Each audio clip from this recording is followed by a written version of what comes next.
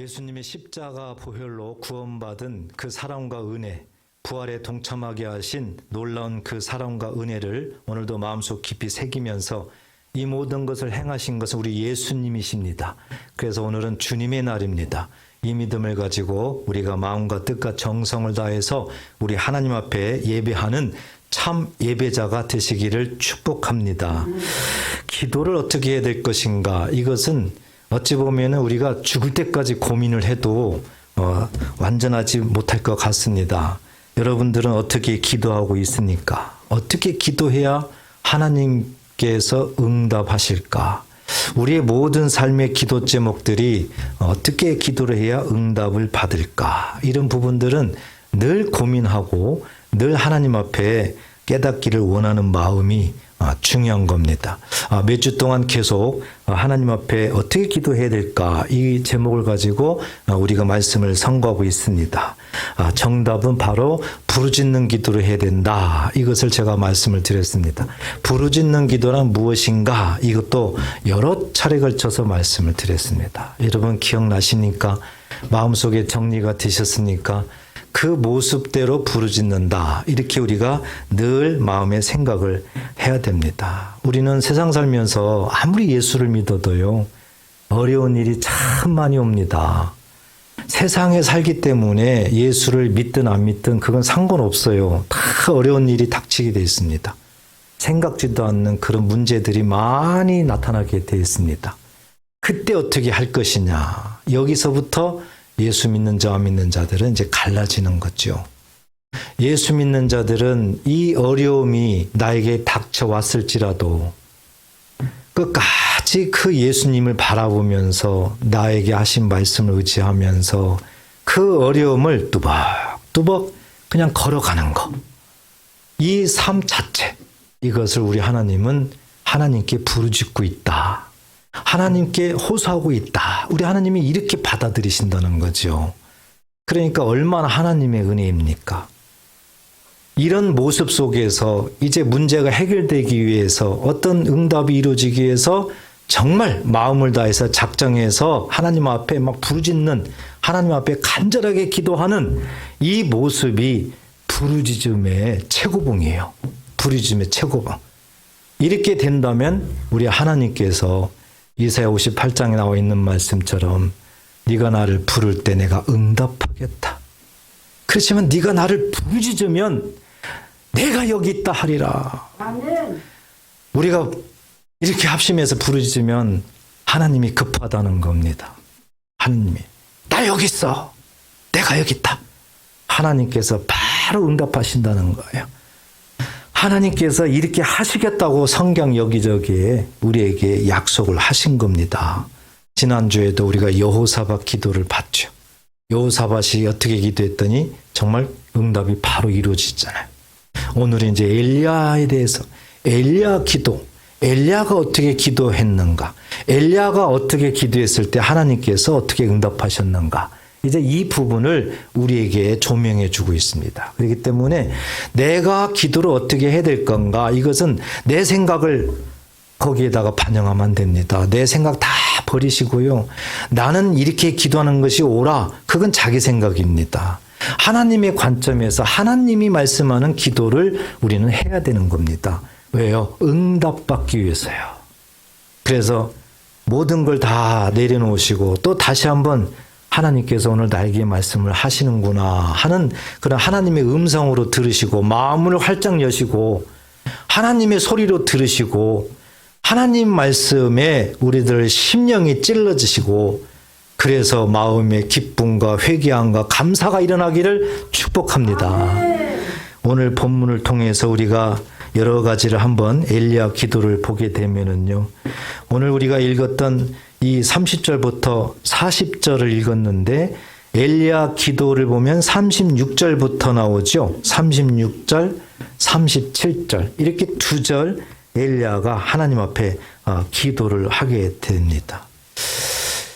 그런데 우리가 여기에서 이제 하나 생각해야 될 것은 36절, 37절 이 기도하는데 여러분 시간이 얼마나 걸릴까요? 시간이 아주 짧아요. 1분도 안 걸립니다. 1분도 안 걸려요. 이렇게 짧은 기도를 엘리야는 했어요. 그런데 어떻게 됐을까요? 결과는 하나님께서 바로 응답하셨어요. 아니 1분도 안 걸린 기도예요. 근데 하나님은 바로 응답하셨어요. 우리는 뭐 몇 시간 뭐 철야기도 하고 금식기도 하고 간이 저리게 기도하고 뭐 오만 기도를 다 하잖아요. 그런데 우리는 어떻습니까? 응답 그러면은 참 무거운 단어가 되는 거지. 그렇다면 하나님은 이렇게 누구한테는 이렇게 하고 누구한테는 이렇게 하시나? 아닙니다. 하나님은 누구나 다 하나님의 사랑하는 자녀입니다. 하나님은 누구에게나 다 응답 주기를 원하시는 분이십니다. 그렇기 때문에 이제 모든 해답은 나에게 문제가 있었다. 하나님께 문제가 있는 것이 아니다. 나에게 문제가 있었던 거예요. 그래서 하나님이 엘리야의 기도를 조명해 주시는 겁니다. 엘리야처럼 기도해라. 엘리야와 같이 열심히 기도해라. 그리하면 하나님께서 응답하신다. 이걸 우리에게 보여주는 거죠. 자, 그리고 또 한 가지 우리가 생각을 해야 됩니다. 엘리야가 기도를 했습니다. 그런데 엘리야가 여러 가지 문제를 가지고 기도를 합니다. 생각해 보세요. 그러면 엘리야는 무조건 그렇게 기도했을까? 엘리야는 시간이 다급하고 문제를 해결받기 위해서 무조건 하나님 앞에 이렇게 기도했을까? 36, 37절은 정말 부르짖는 기도의 모습이에요. 부르짖는 기도의 모습이라고요. 엘리야가 무조건 이렇게 기도했을까? 아닙니다. 여러분, 무조건 기도하지 마십시오. 무조건 기도하면 기도는 열심이고 특심일 수 있어요. 기도는 다른 사람 앞에 나 기도 많이 했어 자랑할 수 있습니다. 문제는 하나님과 관계가 문제죠. 하나님이 그 기도를 어떻게 받으시고 응답하시는가 그게 문제입니다. 그래서 무조건 기도하지 마세요. 그러면 어떻게 해야 되느냐? 엘리야를 보면 압니다. 엘리야가 기도하기 전에 어떻게 했을까? 30절부터 나와 있어요. 엘리야가 기도하기 전에 엘리야가 무엇을 했을까? 30절부터 나와 있어요. 엘리야가 모든 백성을 향하여 이르되 내게로 가까이 오라. 백성이 다 그에게 가까이 가매 그가 무너진 여호와의 제단을 수축하되. 엘리야 시대 때는요. 가장 대표적인 선지자가 구약 성경의 엘리야입니다. 이때 왕은 북이스라엘 아합 왕이죠. 아합의 부인은 그 유명한 이세벨입니다.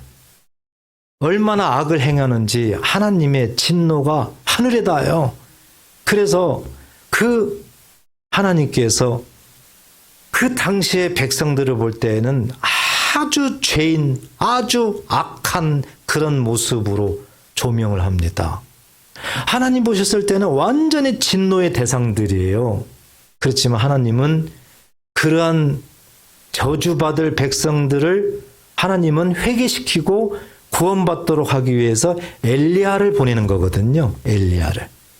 그렇기 때문에 엘리야를 통해서 하나님은 계속 하나님을 알려주는 거예요. 그래서 엘리야가 그 백성들이 이게 하나님인지 저게 하나님인지 왔다 갔다 하거든요. 어떤 때는 하나님 찾고 어떤 때는 또 불교 뭐 누구 찾고 마치 그런 것처럼 하여튼 다 좋다는 거예요. 그냥 그런 모습이 분별력이 없어요. 그래서 엘리야가 어느 신이 참 신인지 알아야 된다. 그래서 갈멜산에서 엘리야가 뭔가를 하려고 하는 겁니다. 그래서 너희가 믿는 신이 하나님이냐 내가 믿는 신이 하나님이냐 진짜 하나님이 누군가를 분별하자. 이런 걸 해요. 그래서 그들에게 제안한 게 뭡니까? 우리 조상들 다 그들이 알아요. 하나님 앞에 제사를 드리게 되면 하나님께서 그 제사를 받으신다는 징표로 하늘에서 불이 내려왔어요. 불이. 그러니까 너희도 다 알고 있는 이 모습을 우리가 한번 해보자. 그래서 불로 응답하는 신이 참 신이다. 이것을 한번 가려보자. 너희가 숫자가 많으니까 너희들이 먼저 해봐라. 그래서 그 당시에 가장 열심히 믿는 신이 바알 신이에요. 바알 신. 그래서 아합을 통해서 다 바알신, 아세라신, 선지자들 다 모아라. 백성들을 좀 모아라. 그래서 갈멜산에서 대결 한번 해보자. 그래가지고 그 갈멜산에서 대결의 현장이 일어나는 겁니다. 그래서 바알 선지자 450명, 아세라 선지자 400명, 또 백성들 좀 잡아 1000명은 넘어요. 엘리야는 혼자예요. 혼자. 그러니까 엘리야가 말 한마디만 잘못하면은 어디에서 돌이 날라와가지고 맞아서 죽을지 모르는 그런 환경입니다. 엘리야가 왜 두렵지 않겠어요? 그렇지만 하나님께서 함께 계시니까, 하나님께서 내가 너를 지키리라 하시니까 그 믿음으로 엘리야가 담대하게 거기에서 대결을 합니다. 니네가 먼저 해봐. 니네 신한테 먼저 제사 드려봐. 하늘에서 불이 내려오나. 그래서 바알 선지자들이 열심히 자기 신을 부르면서 제사를 드렸어요. 불이 안 내려와요. 점심때가 돼요. 그래도 불이 안 내려와요? 엘리야가 이제는 비아냥거려요. 야, 니네 신은 야 조나보다? 아니 외출했나 본데? 하고 비아냥거려요. 그러면서 더 크게 소리 지르라우 하면서 그냥 열심히 더 막 그 제사 지내게 만드는데, 그들이 소리 지르면서 칼로 자기 몸을 자해하면서까지도 바알이여 하고 외칩니다. 아니 이렇게 열심히 특심이면 어떻게 해야 돼요? 하늘에서 불이 내려와야 되지 않습니까? 그렇지만 그 신은 가짜 신이에요. 그 신은 죽은 신이요. 그 신은 아무 소용이 없어요.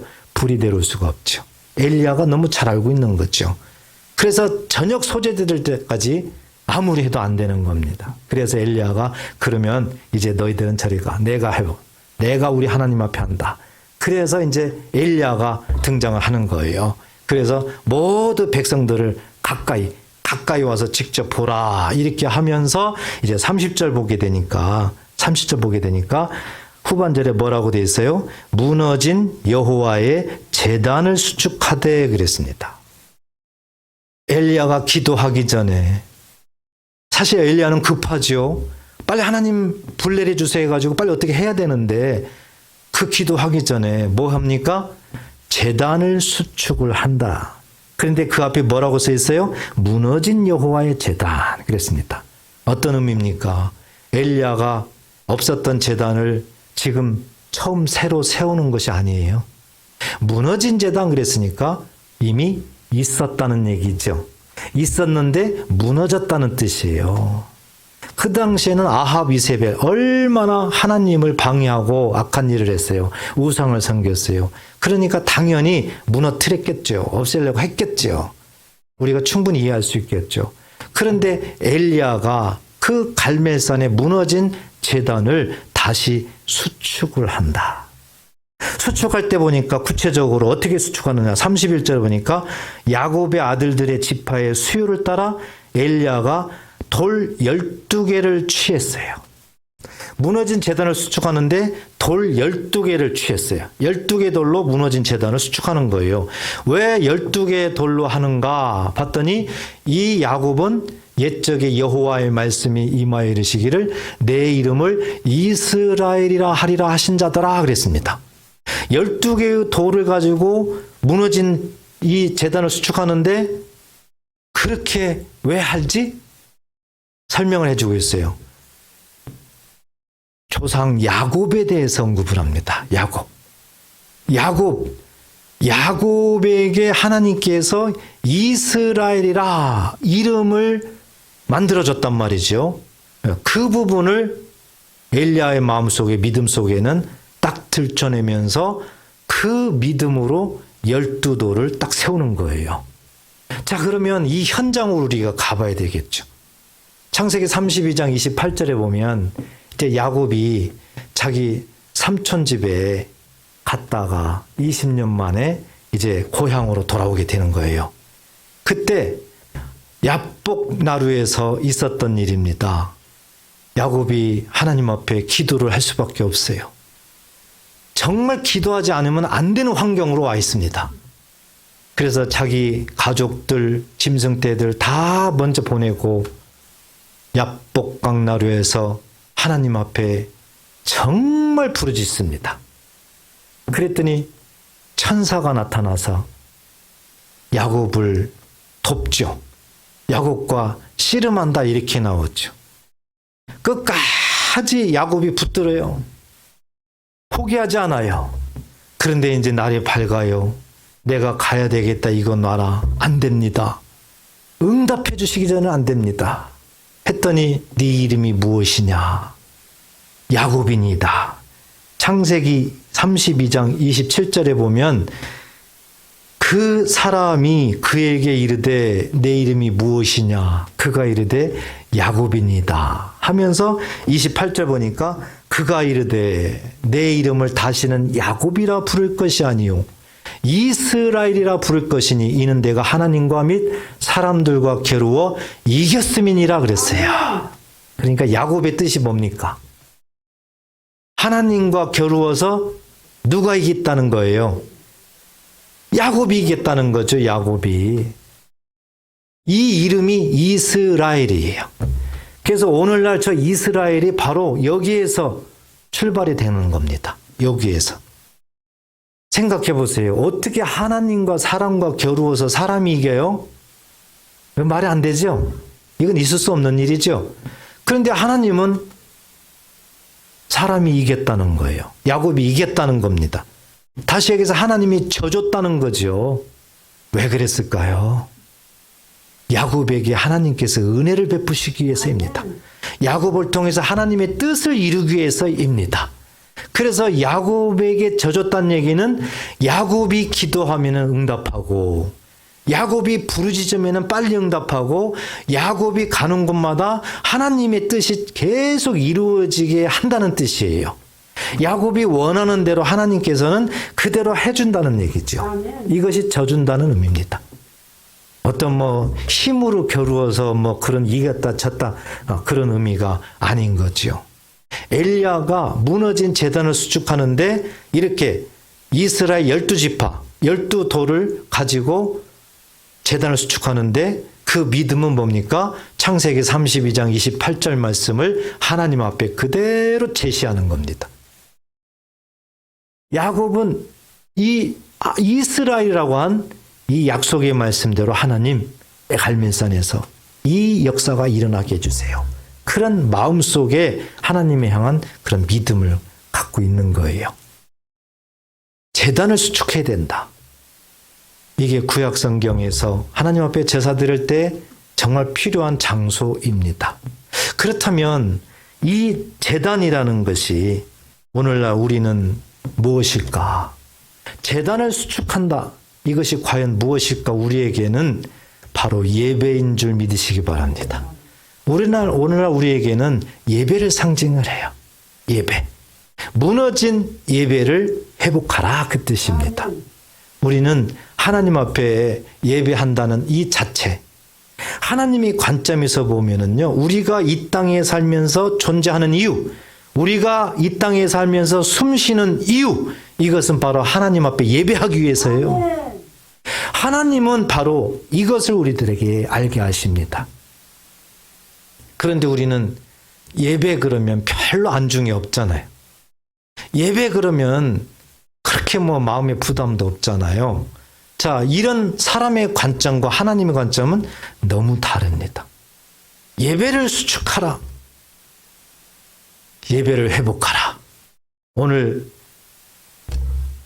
이 말씀을 통해서 우리들에게 들려주시는 첫 번째 메시지인 줄 꼭 믿으시기 바랍니다.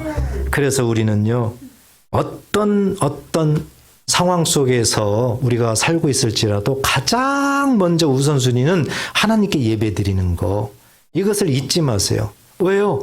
엘리야가 기도하기 전에 하고 있는 모습을 보니까 가장 먼저는 예배가 회복돼야 된다는 것이 굉장히 중요하고 거기가 출발이었어요.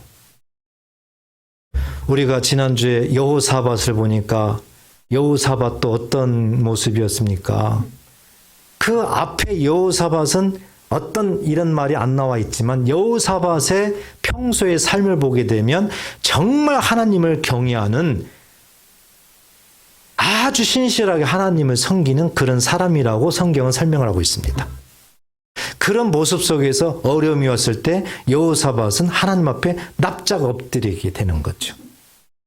엘리야도 마찬가지입니다. 엘리야도 하나님 앞에 온전하게 신실하게 섬기는 그런 엘리야이기 때문에 엘리야의 행동이 어려움이 왔을 때 오늘 말씀에서는 제단을 수축하고 있더라. 무너진 제단을 수축을 하고 있더라는 거죠. 자, 그리고 이게 무너진 제단을 수축한 다음에 이제 엘리야가 어떻게 하느냐?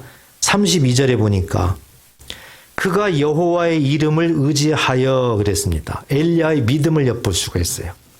엘리야가 제단을 수축하고 뭐 이렇게 하는 것은 온통 하나님의 이름을 의지해서, 오늘날로 보면 하나님의 이름으로, 다시 얘기해서 예수 이름으로 이렇게 되는 겁니다. 엘리야는 무슨 일을 해도 하나님의 이름으로 해요. 무슨 일을 해도 예수 이름으로 해야 되는 줄 믿으시기 바랍니다. 어떤 일을 해도 예수 이름으로 해야 된다는 거죠. 예수 이름으로. 그래서 온전히 하나님을 의지해서 돌로 제단을 쌓고 제단을 돌아가며 곡식종자 두세 알을 둘 만한 도랑을 만들고, 이 도랑을, 제단을 수축해서 주변으로 이렇게 도랑을 만드는데 이 두세 알은요 약 15리터, 그러니까 아주 적은 그런 도랑이에요. 예, 이것을 만들었어요. 만들어 가지고 거기에다가 뭘 하는가 봤더니 33절에 보면 나무를 벌리고 송아지의 각을 떠서 나무에 놓고 이렇게 됐어요. 그러니까 번제단이 있죠. 번제단 수축했죠. 그럼 그 위에다가 나무를 올려놓고 그 다음에 번제물을 각을 떠가지고 위에 올려놓은 거예요.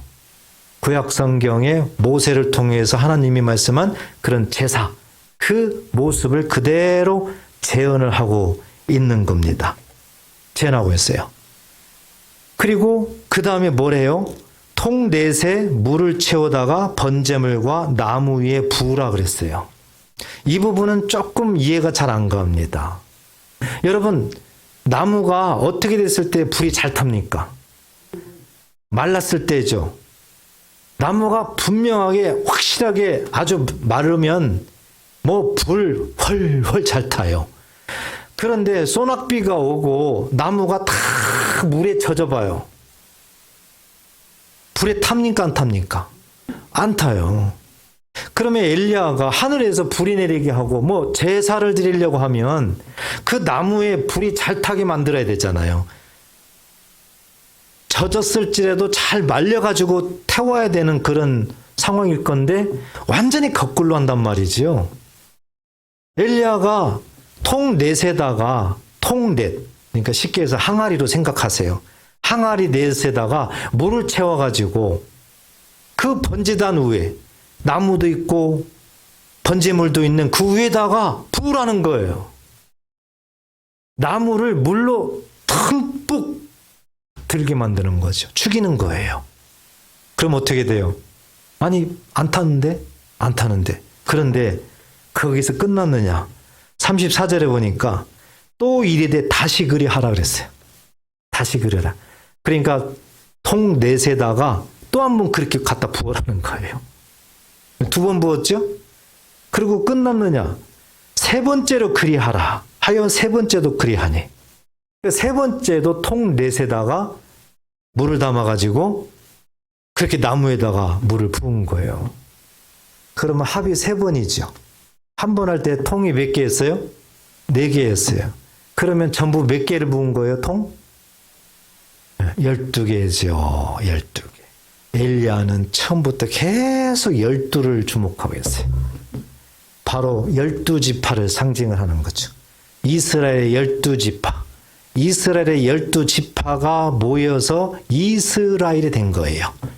구약 성경에 그 12지파, 야곱의 아들들 12지파를 하나님은 야곱에게 이스라엘이라.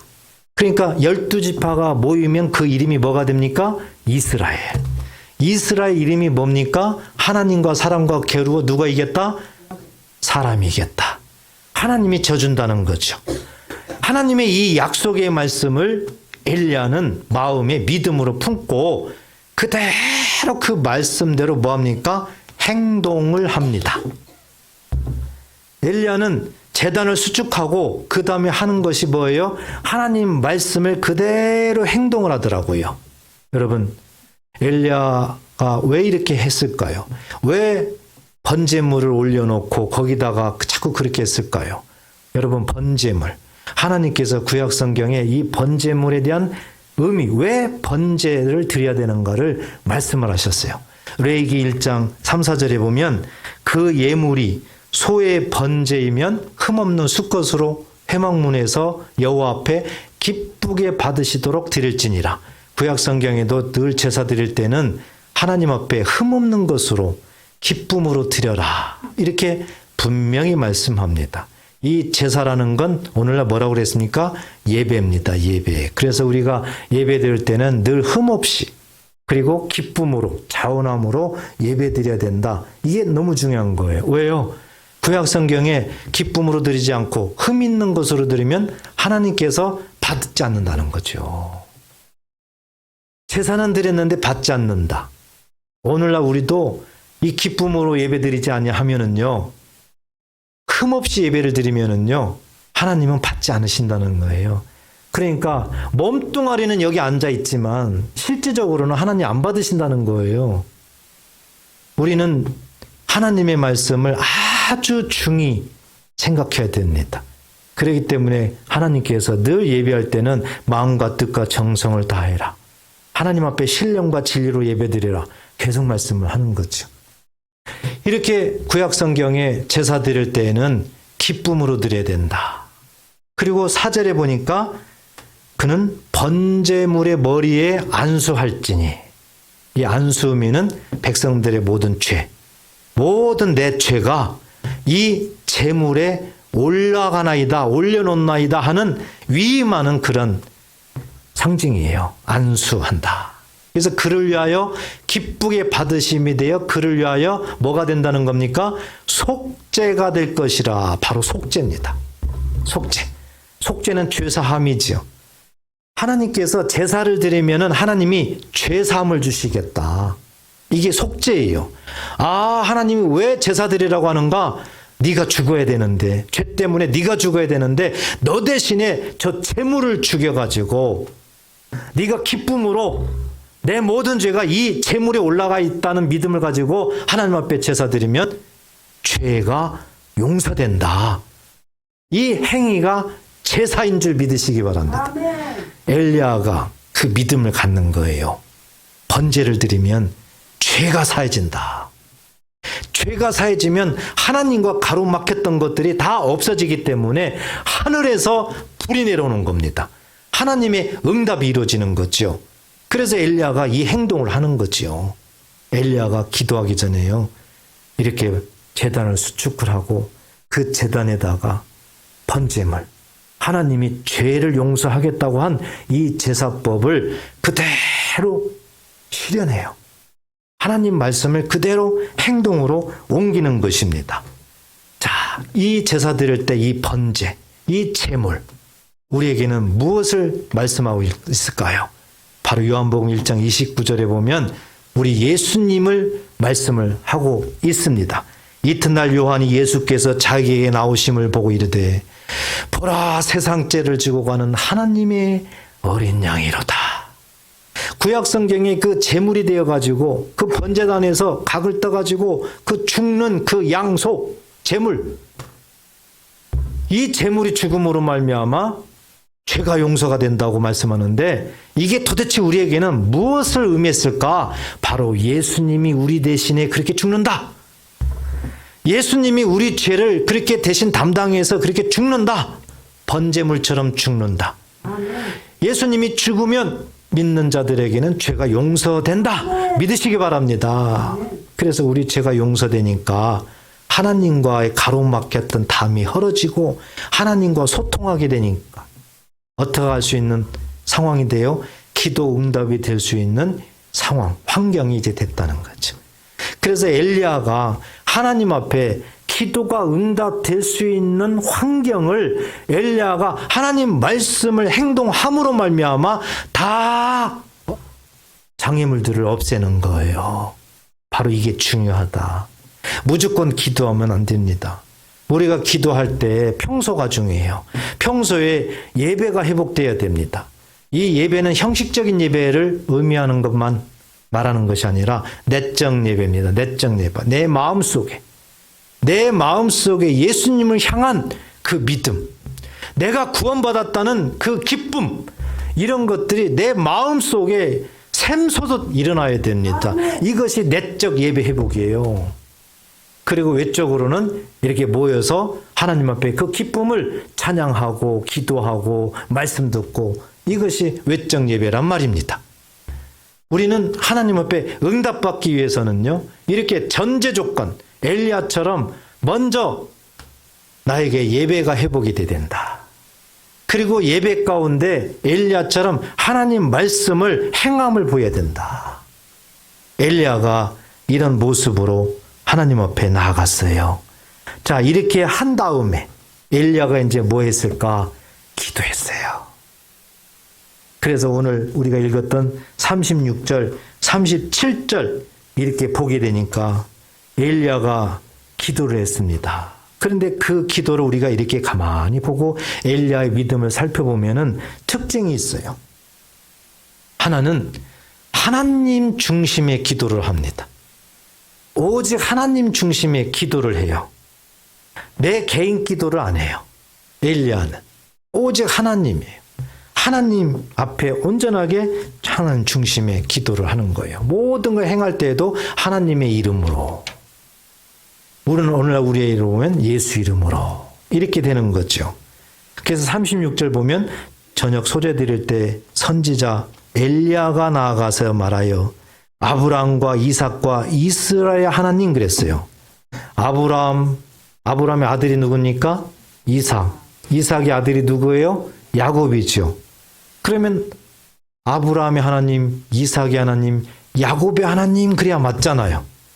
그런데 야곱의 하나님이라고 하지 않냐고 이스라엘의 하나님이라고 말씀한단 말이에요. 왜 그랬을까요? 우리가 30절부터 봤죠. 30절부터. 야곱이 기도하면서 얻은 이름이 뭡니까? 이스라엘. 하나님과 겨루어 이겼다. 야곱의 그 모습을 엘리야가 그대로 믿음으로 하나님 앞에 보이는 겁니다. 기도 한마디가 이렇게 중요합니다. 여러분, 기도가 길다고 해서 무슨 힘이 있고 응답받고 그런 거 아닙니다. 오늘 엘리야 보니까 1초도 안 걸리는데 응답이 그냥 이루어지잖아요. 기도는요, 정확하게 하는 게 중요해요. 기도는요, 하나님의 말씀에 근거해서 정확히 기도하는 것이 중요해요. 반대로 얘기하면 하나님 뜻대로 기도하지 않는 것, 내 생각으로 내 마음대로 기도하는 것, 이것을 중언부언 기도라고 합니다. 중언부언 기도, 그게 무슨 뜻이에요? 하나님 뜻대로 기도하지 않는 모든 것이 중언부언 기도예요. 그냥 뭐 졸면서 기도하고, 어떤 분은 이 졸면서 기도하는 것만 중언부언이라고 해요. 아니, 그것도 중언부언. 하나님 뜻대로 기도하지 않는 모든 것이 중언부언 기도예요. 내 생각과 내 방법대로 기도하는 것, 하나님과 상관없이 기도하는 것, 이것이 중언부언 기도예요. 그런데 엘리야는 오직 하나님의 관점에서 하나님 중심으로 하나님의 말씀대로 엘리야가 기도를 하고 있는 거예요. 이렇게 아브라함과 이삭과 이스라엘의 하나님 여호와여 하면서 그 믿음의 고백을 딱 하고, 주께서 이스라엘 중에 하나님이신 것과 하나님이 이스라엘의 하나님이십니다. 그런데 저들이 하나님을 모르고 있습니다. 하나님을 알게 하시옵소서, 그 의미예요. 이스라엘 중에 하나님이신 것과 내가 주의 종인 것과. 엘리야가 자기 맘대로 하는 게 아니라는 겁니다. 하나님께서 시켜서 하나님의 선지자로서 이 일을 하고 있다는 거죠. 분명히 하나님이 택하신 하나님의 종입니다. 제가 고백을 하죠. 또 하나는 뭡니까? 내가 주의 말씀대로 이 모든 일을 행하는 것을 오늘날 알게 하시옵소서. 말씀대로. 엘리야가 제단을 수축하죠. 제사를 드리죠. 이 모든 것이 보니까는 성경에 하나님께서 모세를 통해서 말씀하신 그 말씀 하나하나를 그대로 엘리야가 행동으로 옮기고 있었던 거예요. 자기 맘대로 한 것이 아무것도 없어요. 오직 하나님의 말씀으로, 하나님 중심으로 엘리야가 기도를 했습니다. 우리가 여기에서 조금 마음이 답답할 수도 있어요. 지금 현안 문제가 먹고 사는 거 문제, 자녀 문제, 건강 문제, 뭐 문제. 이런 것들이 많은데 그 기도를 해야지. 아니 그럼 뭐 엘리야는 아프지도 않고 엘리야는 뭐 아무 근심 걱정도 없었나? 아니겠죠. 엘리야도 사람이지요. 엘리야도 근심 걱정 많았겠지요. 그렇지만 엘리야의 그 마음속에는 온통 하나님께서 자기한테 시킨 오직 하나님의 뜻을 이루기 위한 그 모든 것들이 온통 그를 사로잡고 그는 그 모습대로 하나님 앞에 기도를 했던 겁니다. 이렇게 하나님 앞에 간절한 마음으로 기도하면서 37절 보니까 기도의 최고봉이 이르는 거예요. 뭐라고 기도합니까? 여호와여. 하나님을 부르죠. 기도의 대상이 분명히 하나님이죠. 내게 응답하소서. 내게 응답하소서. 두 번을 부르죠. 어떤 의미예요? 강조하는 거죠. 어떤 의미예요? 부르짖는 의미예요. 간절하게 부르짖고 있어요, 엘리야. 네. 응답하소서, 응답하소서. 그 마음속에는 뭐예요? 하나님이 약속하신 대로 내가 했습니다. 그 약속대로 하나님 아버지 지금 빨리 응답해 주세요. 그런 의미예요. 엘리야의 마음속에는요. 자, 이렇게 엘리야가 기도를 했습니다. 그랬더니 하나님께서 어떻게 하셨어요? 38절에 보니까 바로 응답하셨어요. 이에 여호와의 불이 내려서 번제물과 나무와 돌과 흙을 태우고 또 도랑에 물을 핥은지라. 바로 응답하셨어요. 아무리 뭐 인재 재해가 오더라도 어떻게 흙을 태워요? 어떻게 돌멩이를 태우냐고요? 어떤 의미예요? 하나님께서 그렇게 하셨다. 하나님만이 이렇게 하실 수 있다. 하나님은 전능하신 분이다. 하나님은 응답하신다. 이것을 보여준 겁니다. 사람은 절대 할 수 없는 일. 하나님께서 바로 엘리야 기도를 들으시고 즉시 응답하셨어요. 엘리야가 얼마나 기뻤겠습니까?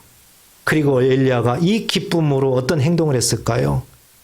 그냥 그 기뻐서 가만히 있었을까요? 아니에요.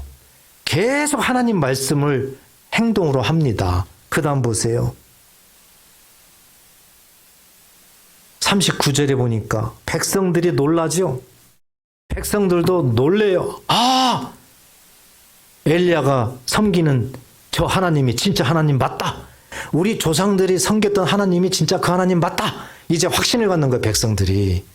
엘리야도 감사, 기쁨, 백성들도 기쁨 이렇게 되는 거죠. 자, 이렇게 될 때 엘리야가 하는 행동을 보니까 하나님을 믿지 않는 자들, 하나님을 떠난 자들, 하나님 앞에 악을 행한 자들을 다 잡아서 죽여라. 이걸 합니다.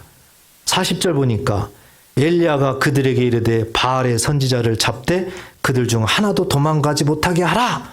잡아가지고 엘리야가 그들을 기손 시내로 내려가 거기서 죽여라. 그러는 거예요. 여러분, 막 죽이네요. 막 죽여요. 우리가 하나님을 모르면은 하나님은 사랑이시라면서요. 왜 죽여요? 왜 죽여? 죽은 자도 살리신다면서요. 근데 왜 죽여요? 살아있는 자를. 이렇게 오해하고 말씀을 계속해서 대적하는 사람들이 있습니다. 심지어는 교회 다니는 사람들도요. 하나님을 몰라서 그래요. 왜 이스라엘에 문제가 생기고 있습니까? 죄 때문에 그렇죠. 하나님을 믿지 못하는 것 때문에 하늘문이 닫혀서 은혜가 내려오질 않아요. 하나님은 은혜를 베풀어야 되는데 그 죄를 해결해야 은혜를 내리는 거죠. 그래서 죄를 없애려고 하는 거예요. 그래서 율법에 이미 하나님께서 말씀하셨거든요. 우리가 살고 있는 땅, 너희가 살고 있는 땅은 거룩하니까 그 땅을 더럽히지 말라고 했어요. 만약에 의인이 죽으면 그 땅은 저주받아 가지고 땅이 하나님의 그 은혜가 아니라 거꾸로 저주가 임한다는 거예요. 민수기 35장 33절 보면은 너희가 거주하는 땅 더럽히지 말라. 피는 땅을 더럽히나니 피 흘림을 받은 땅은 그 피를 흘리게 한 자의 피가 아니면 속함을 받을 수 없느니라. 죄 때문에 이 땅은 저주를 받아요. 그 아합과 이세벨의 악한 악한 것으로 말미암아 오히려 하나님을 믿는 선지자들 막 죽여요. 그래가지고 하나님은 이 땅에 저주를 내린 거예요. 그런데 하나님은 저주를 풀기를 원해요. 은혜를 주기 원하니까. 그래서 저주를 푸는 방법까지도 가르쳐줘요. 악한 짓을 한 그자 아합과 이세벨 그 선지자들을 죽여라. 그래서 피를 땅에 쏟아라. 그러면 저주가 풀린다고 모세를 통해서 말씀을 하셨는데 엘리야가 그 말씀을 그대로 또 합니다. 정리하면 엘리야는 처음부터 끝까지 오직 약속의 말씀을 그대로 행동으로 합니다. 바로 응답의 비결이 여기 있는 겁니다. 하나님께서 응답받고자 하느냐? 하나님의 정답을 말씀을 하고 있어요. 여러분 심각하게 들으셔야 돼요. 기도할 때 아무렇게나 하지 마시고요. 기도할 때 바리새인들처럼 나는 일주일에 2번 금식하고 11조도 하고 다른 사람보다 더 거룩한 아이다 하고 그냥 기승전결을 아주 전문가처럼 펼친다고 해서 하나님이 기뻐하는 기도가 아닙니다. 그거 상관없어요. 아니 우리가 집에서 엄마 아빠 부를 때 어떻게 불러요? 거룩하시고 내가 아무리 잘못해도 화를 내지 아니하시고 알아서 용돈도 넉넉하게 주시고 옷도 잘 사서 주시고 하신 우리 아버님, 어머님 이렇게 기도하나? 이렇게 말하나요? 아니잖아요. 아빠, 엄마 나 돈 좀 주세요. 필요해요. 뭐 이렇게 말하잖아요. 하나님도 마찬가지인 거예요. 정말 하나님을 우리가 신뢰한다고 그러면 아버지 힘들어요. 그러니까 나한테 약속한 거 빨리 주세요. 이거란 말이지요. 이거. 그래서 우리가 정말 기도할 때는 하나님 앞에 말씀대로 그 말씀이 이루어지기를 기도해야 된다. 이것이 부르짖는 기도다. 이렇게 우리에게 깨닫게 하는 겁니다.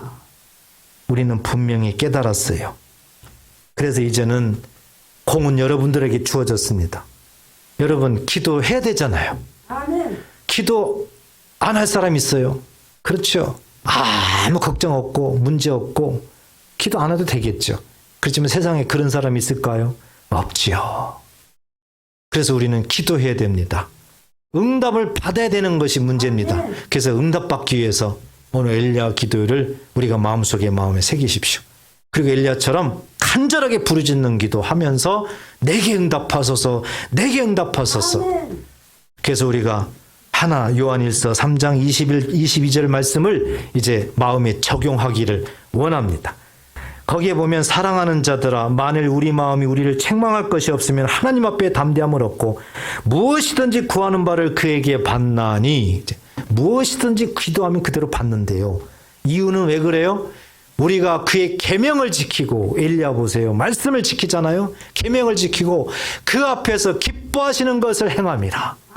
하나님 앞에 말씀을 행하면서 하나님의 기쁨이 되는 걸 행동으로 한단 말이죠. 그러니까 말로가 아니라 행함이 가장 중요했다는 겁니다. 믿음과 행함. 그래서 요한일서 3장 21, 22절 말씀을 늘 마음에 새기면서 무조건 기도하면 안 된다. 기도하기 전에 엘리야를 생각하라. 그래서 하나님 앞에 간절히 기도하자. 그래서 올해는 꼭 응답받고 하나님이 주시는 복을 마음껏 누리시기를 주의 이름으로 축복합니다. 기도하겠습니다. 하나님 아버지, 기도